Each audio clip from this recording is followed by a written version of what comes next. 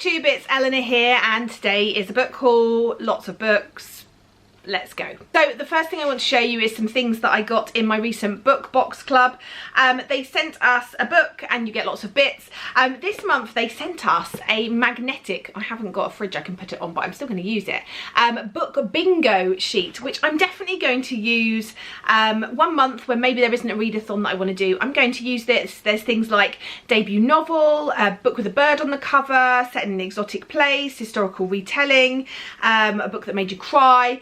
So I think this would be a really good fun thing to do for myself 1 month. Maybe I will use it somehow, set it with the prompts for my Snakes and Ladders Picks My TBR, which if you haven't watched is how I've been picking my TBR and loving it. So I'll link the first one up above so you can find out more. But I'm definitely going to be using this. So this was a really great addition to the box. Next is a Caravel inspired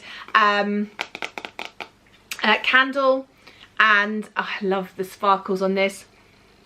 It smells really nice. It says it has got, oh, it doesn't tell you what it's got in it. It's quite sweet. It's quite sweet. It's not too strong, so I don't know whether it'll have much of a scent, but it's certainly very pretty. So I should be adding that to my candle shelf over here. Also, there was a badge, which is a Harry Potter badge that you can put on your clothes. And I think that's really good, so I'm going to be using that in some way somewhere. Also, some really pretty earrings with the Queen of Hearts on them, really cute little studs. So I'll be using those as well. And there was more, there's more. There was a really nice bright green notebook, Absolutely Remarkable Things, which is a book, and it's also what I'm going to write in here, Absolutely Remarkable Things.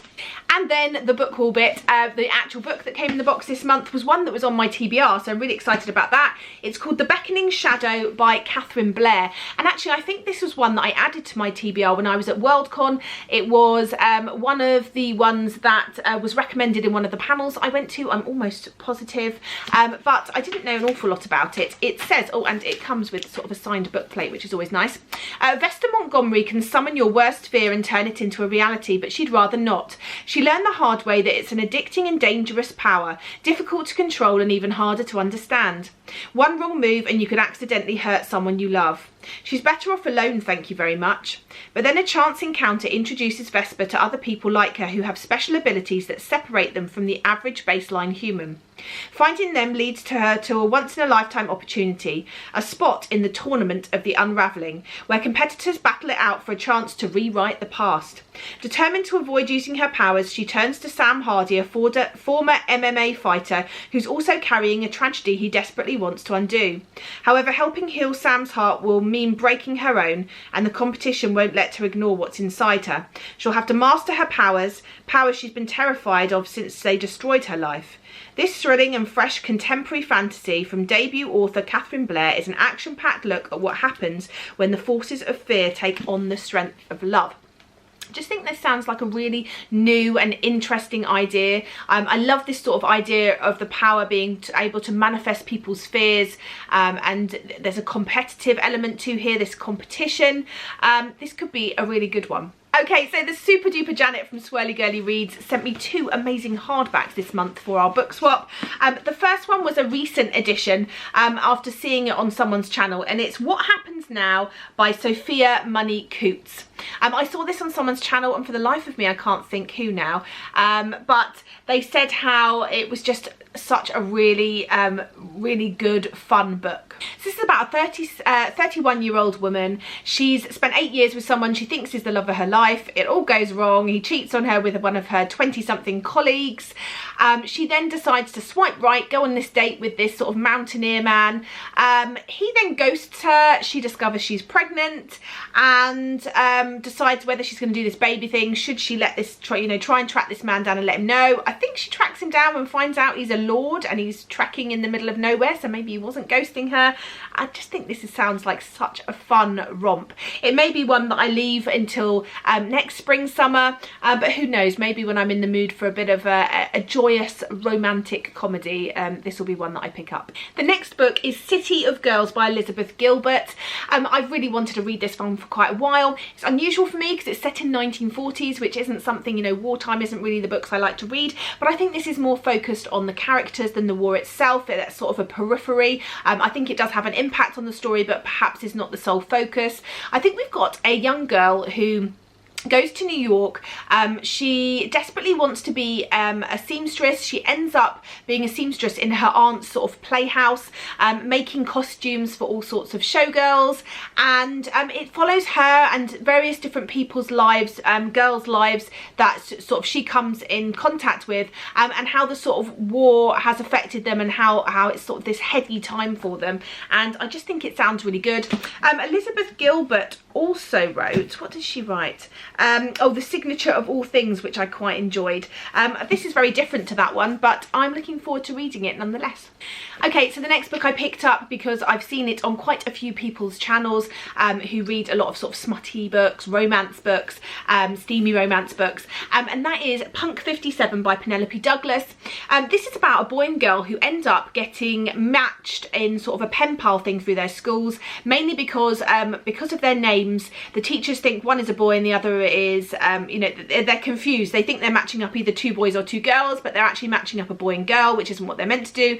But they end up writing to each other. They have some set rules, things like no social media shared, no photos. They enjoy sending each other these sort of letters, and then one of them comes across the other one on the internet and sees photos and various things and just really needs to meet this person, decides that they want to meet them. I think there's going to be sort of some steaminess. I just think this sounds a really fun and potentially romantic story.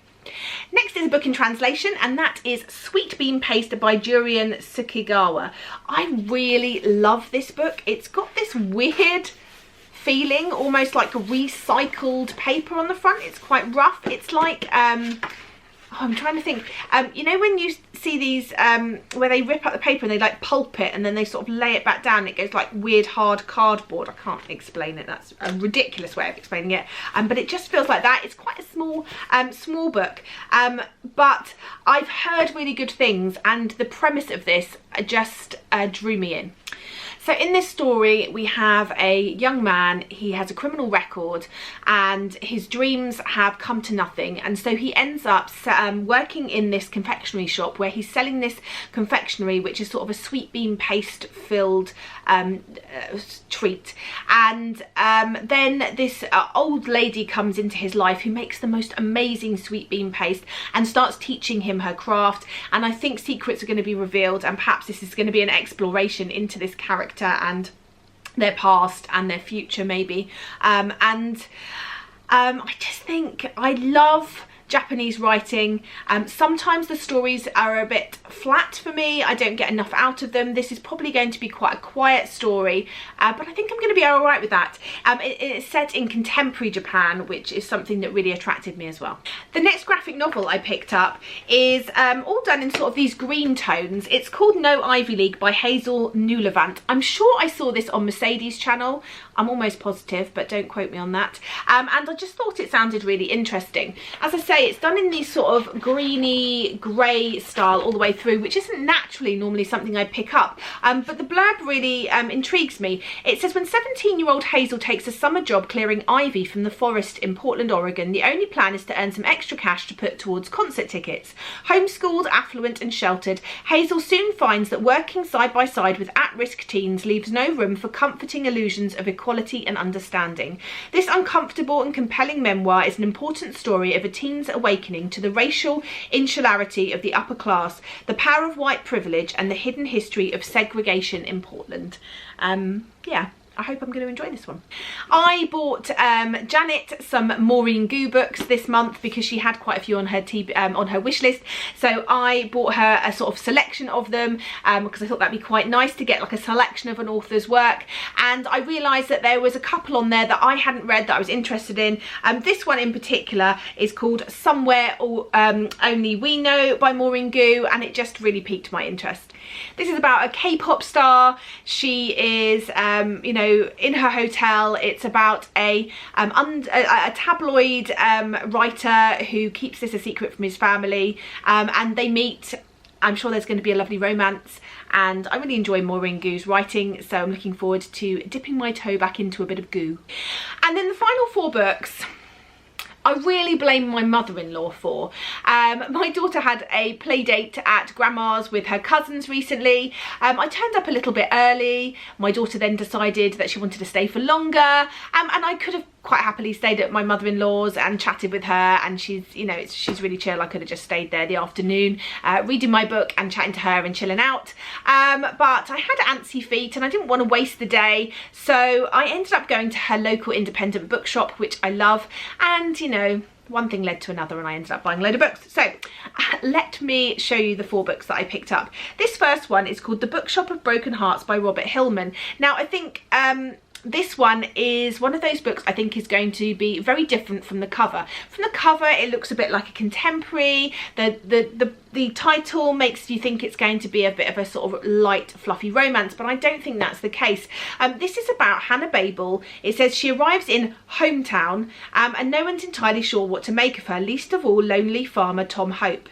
It's 1968, 24 years since Hannah and her little boy were sent to Auschwitz. Tom can't imagine the kind of heartbreak Hannah has weathered or how building Hannah's bookshop together will help them mend. So I think this might be quite a tearjerker, but we'll have to wait and see.